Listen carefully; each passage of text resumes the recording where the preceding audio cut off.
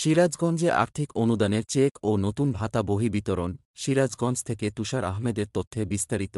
সিরাজগঞ্জের সমাজসেবা অধিদপ্তর কর্তৃক বাস্তবায়িত সামাজিক নিরাপত্তা বেষ্টনীর আওতায় বয়স্ক, বিধবা ও প্রতিবন্ধী ব্যক্তিদের এবং দুরারোগ্য ব্যাধিতে আক্রান্ত ব্যক্তিদের মাঝে ভাতা বহি ও অনুদানের চেক বিতরণ করা হয়েছে।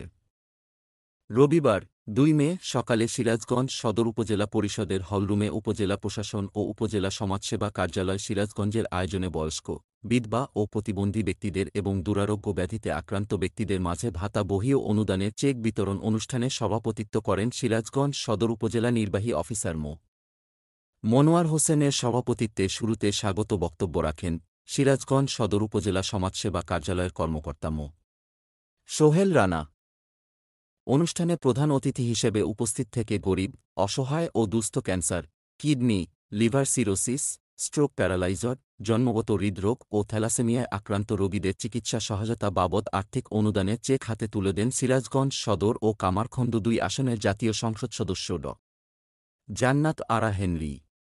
অনুষ্ঠানের প্রধান অতিথিও জান্নাত আরা হেনরি বলেন, জননেত্রী প্রধানমন্ত্রী শেখ হাসিনা সরকার জনবান্ধব সরকার, স্মার্ট বাংলাদেশ করার লক্ষ্যে কাজ করছেন। সিরাজগঞ্জ ব্যাপক উন্নয়ন করেছেন। বর্তমান সরকার প্রতিবন্ধীদের সমান অধিকার ও মর্যাদা দিতে বদ্ধপরিকর। অনুষ্ঠানের সভাপতি মনোয়ার হোসেন বলেন, বর্তমান সরকার প্রতিবন্ধী ব্যক্তিদের সমঅধিকার ও সমমর্যাদা প্রদানে বদ্ধপরিকর। এ সময়ে উপস্থিত থেকে বক্তব্য রাখেন সিরাজগঞ্জ সদর উপজেলা পরিষদের chairman Alhaj Mohammad Riaz Uddin, vice chairman মো.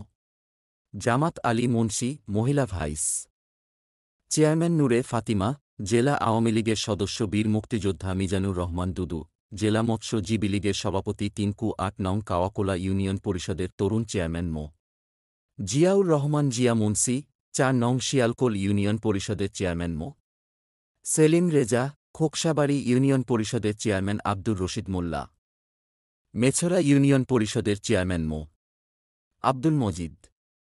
সর্বমোট ৬৩৩টি। উপজেলা সমাজসেবা কার্যালয় সকল কর্মকর্তা অন্যান্য নেতৃবৃন্দরা উপস্থিত ছিলেন।